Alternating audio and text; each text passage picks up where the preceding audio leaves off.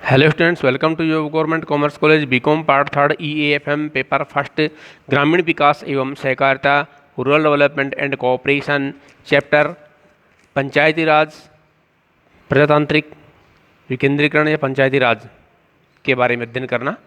और इसमें सबसे पहले हमारे पास में जो अब टॉपिक आ रहा है वो इस प्रकार से है कि पंचायती राज का आलोचनात्मक मूल्यांकन किस प्रकार से किया जाता है। अर्थात पंचायती राज के लिए सरकार, स्थानीय सरकार, केंद्रीय सरकार, राज्य सरकार और विभिन्न व्यक्तियों ने अपने अपने स्तर पर बहुत अधिक प्रयास किए हैं।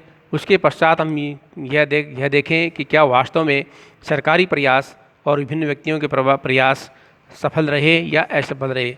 इसके लिए हमें इसका आलोचनात्मक मूल्यांकन करने की आवश्यकता होगी। भारत में लोकतांत्रिक विकेंद्रीकरण व पंचायती राज की शुरुआत को एक ऐतिहासिक घटना माना गया है। पंचायती राज संस्थाओं भारत में लोकतांत्रिक विकेंद्रीकरण व पंचायती राज की शुरुआत को एक ऐतिहासिक घटना माना गया। पंचायती राज संस्थाओं से अधिक प्रशंसा बहुत ही कम संस्थाओं को प्राप्त हुई है। पंडित जवाहरलाल नेहरू ने कहा था कि मैं पंचायती राज के प्रति पूर्ण आशान्वित हूँ। मैं महसूस करता हूँ कि भारत के संदर्भ में यह बहुत कुछ मौलिक एवं क्रांतिकारी है।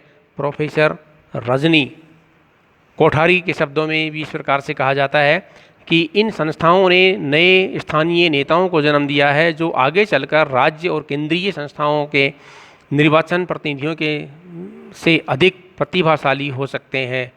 विभिन्न दलों के राजनीतिज्ञ इन संस्थाओं को समझने लगे हैं। अब वे राज्य विधानमंडल के बजाय पंचायत समिति और जिला परिषदों को तरजीह देने लगे हैं। परंतु इन संस्थाओं ने देश के राजनीतिकीकरण, आधुनिकीकरण, सामाजिकीकरण, ग्रामीण विकास में महत्वपूर्ण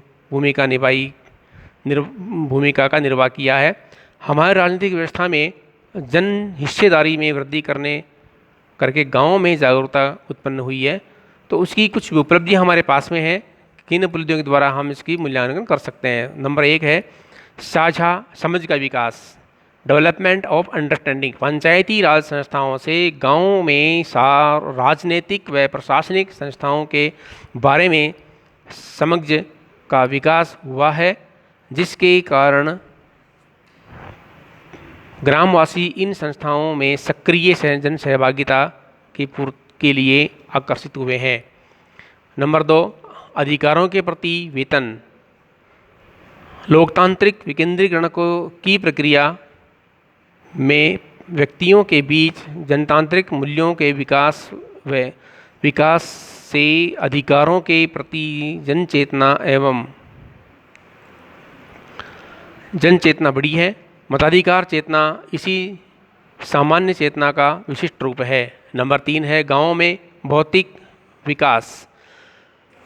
पंचायती राज संस्थाओं के विकास के साथ साथ ग्रामवासियों में मानसिक विकास में ग्रामवासियों का मानसिक विकास बढ़ा है, बल्कि गाँव के भौतिक विकास में भी कारगर भूमिका निभाई है, जिससे गाँव में परिवहन, संचार, सिंचाई, पेयजल, शिक्षा, चिकित्सा सुविधाओं का विस्तार हुआ है। इससे समन्वय प्रभावशाली के जीवन स्तर में आंशिक सुधार भी आया है।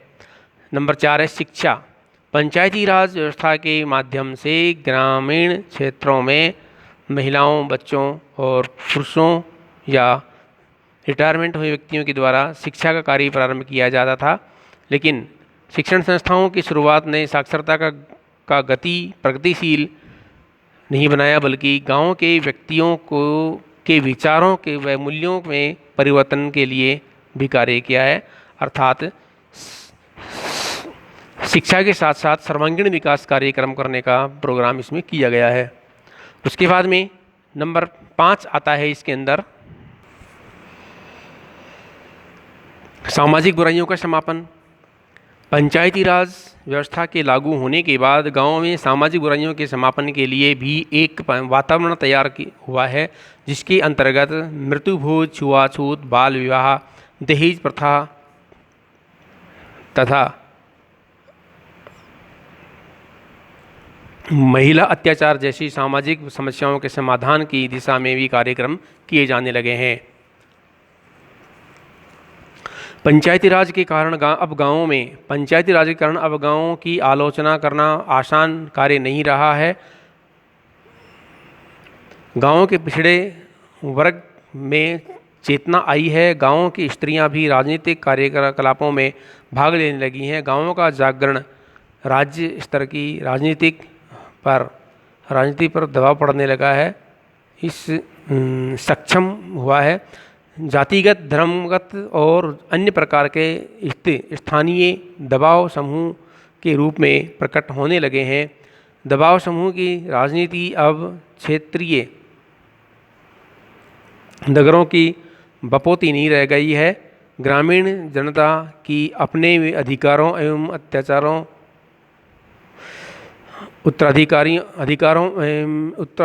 उत्तरदायित्वों के विषय में नई जागरूकता जानकारी मिली है।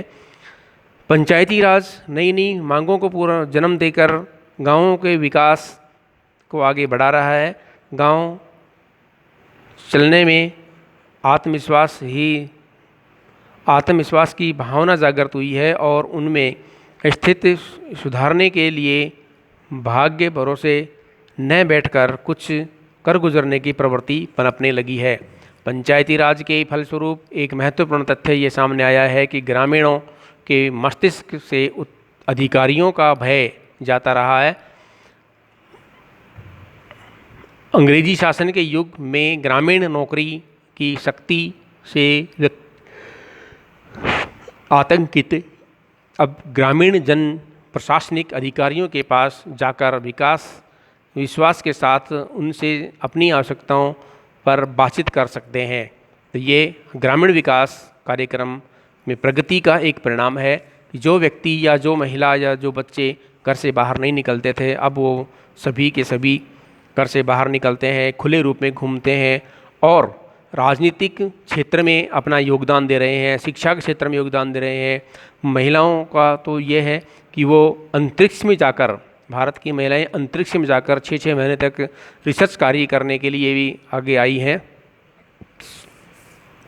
तो ये हमारे ग्रामीण विकास की एक अच्छी अवधारणा के ऊपर डिपेंड करता है कि जिस क्षेत्र में अच्छे पंचायती राज चुनाव होते हैं और अच्छे नेता डेवलपमेंट करते हैं, वहाँ पर विकास कार्य भी अच्छा होता है। तो वहाँ की जनसंख्या चाहे वो छोटी हो या बड़ी हो, वो पूरी तरह अपना जीवन यापन अच्छी तरह से कर लेते हैं और किसी प्रकार की कोई प्रॉब्लम होती है तो ग्रामीण स्तर पर ही अपने फैसले निपटा कर लिए जाते हैं, जिससे सरकार के ऊपर दबाव कम पड़ता है, बोझ कम पड़ता है। धन्यवाद।